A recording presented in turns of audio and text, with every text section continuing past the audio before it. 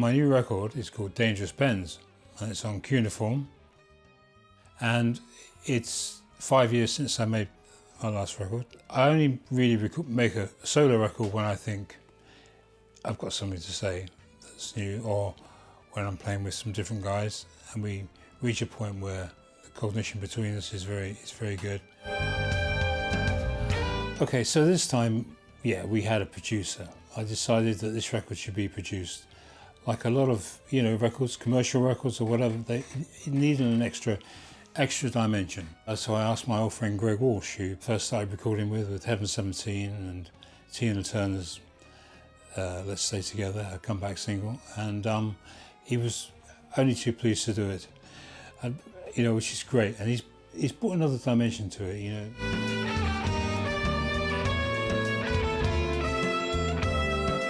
Well, what he said was, well, go away and I'll work on it.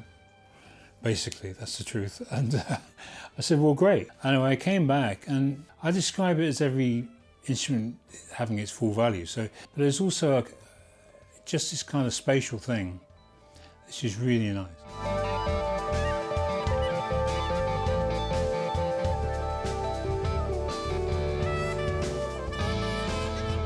It is live, apart from 2 or 3 tracks which were done by sending files across. But you kind of worry about so many things when you've got a producer. I could just play, tell you what to do, or just say, well, let's try a bit of this. And actually things come up which you hadn't thought of. Even a veteran like myself, and knowing Greg for nearly 30 years, there's things we just come up together and we're just on the same mindset. Playing as a band, it's cognitive, so that will always have an effect on you more than anything.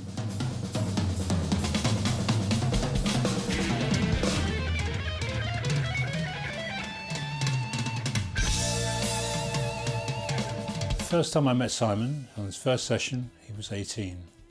I've known him all those years and played with him for quite a lot of those years. So we were very old buddies. Actually, the way it was, it's like so telepathic because we know each other so well. It's priceless because it's just a period of time and playing together. It's something that can only be recreated by that closeness.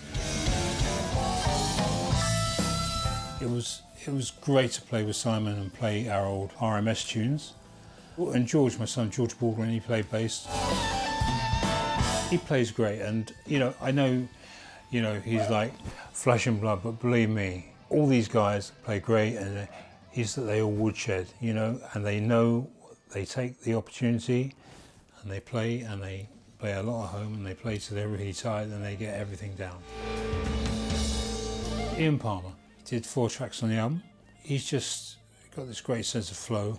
He showed a great interest in what I was doing, and I love what he was doing. He's playing with us, and he does all the gigs, and it's been fantastic. So getting to record him, of course, so he's on the record, which is great.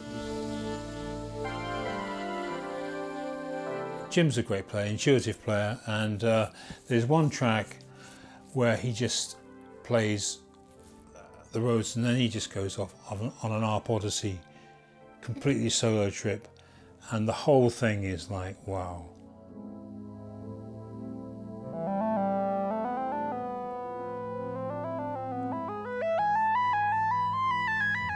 Well, there's 8 songs, or 8 tracks, and the first one, which is a song I co-wrote with Simon, is called Just for Clicks. There's a lot of different influences going on, and it's in between 2 worlds. I was trying to get a song with like really strange intervals in it, so it would kind of flow, but it wouldn't be the expected intervals.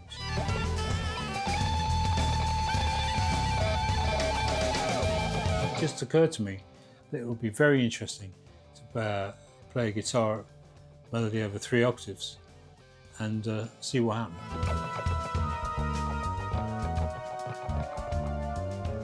I did a track called So Be It, which is just acoustic guitar.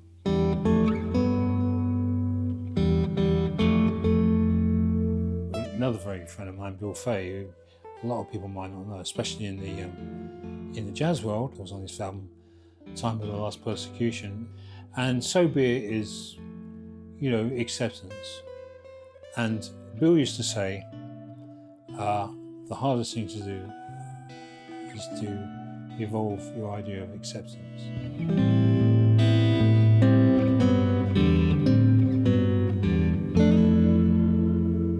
The thing is, I always feel, you know, you've got to have your own sonic signature, form your own architecture of your own kind of flow. This is something that I've really tried to do.